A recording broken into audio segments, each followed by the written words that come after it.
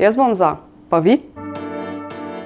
V Svobodi smo že v svoj volilni program zapisali, da bomo podprli zakonsko ureditev uporabe konoplje v medicini.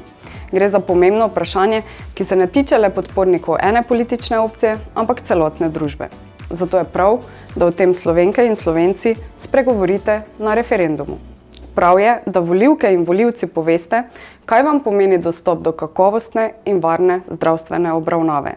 Da poveste, ali smo kot družba že dovolj dozoreli, da presežemo stigme in uredimo področje medicinske uporabe konoplje, ki se v praksi že izvaja, a so bolniki o svojih možnostih slabše obveščeni, izdelki pa so zaradi uvoza manj dostopni. Želimo torej slišati, ali si državljanke in državljani želite, da v Sloveniji dovolimo pridelavo in predelavo konoplje za uporabo v medicini.